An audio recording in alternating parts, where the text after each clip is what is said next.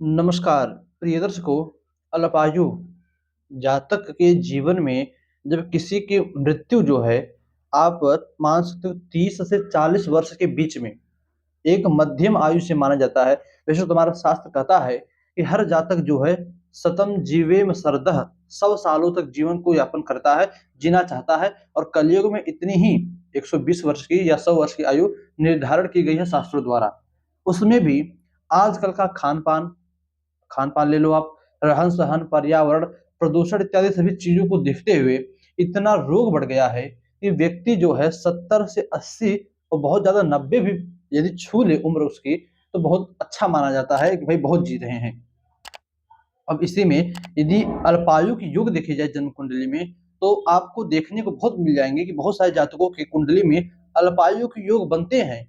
अब अल्पायु से क्या तात्पर्य है? यही 30 से 40 वर्ष के बीच में जातक की मृत्यु हो जाती है। तो ऐसी स्थिति में यदि किसी जातक की जन्म कुंडली में अल्पायु कैसे बनता है, और फल तो सभी को पता है कि क्या होना है, तो योग कैसे बनता है, आइए जानते हैं। दर्शकों, आज मैं 3 ऐसे योग आपको बतलाऊंगा जो कि अल्पायु के लक्षणों को बतलाते हैं। सबसे पहले आप देखिए, जातक की जन्म कुंडली में सूर्य जो है लग्नेश का शत्रु हो। अब देखिए, सभी की जन्म कुंडली में लग्न जो होता है वो अलग हो जाएगा, क्योंकि 12 राशियां होती है। तो आप देखिए, आपके इस भाव में, पहले भाव में कौन सी राशि बनी है। यदि मेष राशि बनी है तो लग्नेश हो गए आपके मंगल, वृष राशि बनी है तो लग्नेश हो गए शुक्र, मिथुन राशि बनी है तो लग्नेश हो गए बुध, तुला राशि बनी तो लग्नेश हो गए शुक्र, सिंह राशि है तो लग्नेश हो गए सूर्य।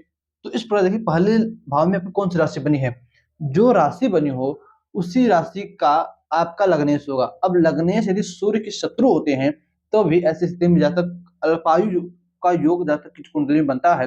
और ऐसा जातक आप मान सकते हो कि 30 से 40 वर्ष, बहुत हद्दी हद्दा मान तो 50 वर्ष तक, उम्र 50 वर्ष छुए तो मृत्यु को प्राप्त हो जाता है किसी भी कारण से। इसी के बाद जो दूसरा योग बनता है, वह यह होता है कि जन्म कुंडली में लग्नेश जो है चर राशि में हो, और अष्टमेश जो है, अष्टमेश का मतलब जो इस अष्टम भाव का स्वामी हो, वह द्विष भाव राशि में हो। देखिए, राशियां भी 3 प्रकार की होती हैं। चर राशि होती है, स्थिर राशि होती है, और द्विष भाव राशि होती है। तो यदि लग्नेश जो है चर राशि में होता है, और अष्टमेश जो है स्थिर द्विषभाव, आप उंगली में गिन सकते हो, चर स्थिर द्विषभाव। तो मेष वृष मिथुन, कर्क सिंह कन्या, तुला वृश्चिक धनु, मकर कुंभ मीन, ऊपर जो आवे वो चर राशि, बीच में जो आवे स्थिर राशि, और सबसे नीचे उंगली पे जो आवे ये पर्वों पर द्विषभाव राशि। तो इस प्रकार गिनिए, लग्नेश किस राशि में है और अष्टमेश किस राशि में है। लग्नेश चर राशि में हो, अष्टमेश द्विषभाव राशि में हो, तो जातक की कुंडली में अल्पायु योग बनता है। इसी प्रकार जो तीसरा योग है, वह कहता है कि जातक की जन्म कुंडली में शनि और चंद्रमा या तो स्थिर राशि में दोनों बैठे हों, अथवा शनि चर राशि में और चंद्रमा द्विष भाव राशि में बैठा हो। मान लीजिए आपने किसी की कुंडली देखी और जन्म कुंडली में दोनों ग्रह स्थिर राशि में, शनि और चंद्रमा, मेन शनि और चंद्रमा दोनों को देखिए, क्या दोनों स्थिर राशि में बैठे हैं? और नहीं स्थिर राशि में है, तो शनि जो है चर राशि में हो और चंद्रमा द्विष भाव राशि में हो, तथा उसके ऊपर अष्टमेश की दृष्टि पड़े, जो अष्टम भाव का स्वामी होता है उसकी दृष्टि पड़े, तब अभी ऐसे जातक की जन्म कुंडली में आप कह सकते हो कि यह अल्पायु योग के लक्षण होते हैं। और ऐसा जातक बहुत जल्द ही मृत्यु को प्राप्त करता है। दर्शकों, आप जातक की जन्म कुंडली देखिए, और यह योग आप हर जगह देख सकते हो। इससे पहले मैं कहूंगा कि कुंडली में कुछ दीर्घायु के भी योग बनते हैं।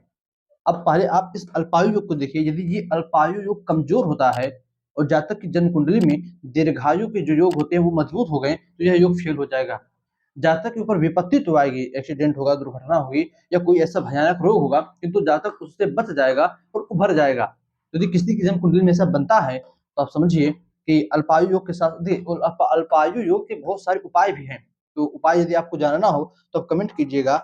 हम एक नई वीडियो में आपको कुछ योग बतलाएंगे या कुछ उपाय बतलाएंगे, जो कि जातक की कुंडली यदि अल्पायु योग बनता है तो वह उन उपायों को करे, तो उससे जो है आप कह सकते हो कि एक लंबी उम्र या भगवान की कृपा से एक अच्छी खासी जिंदगी मिलती है। तो आप कमेंट कीजिएगा। तो बस आज के लिए इतना ही, इजाजत दीजिए, पुनः से मुलाकात होगी कल किसी नई वीडियो में नए टॉपिक के साथ।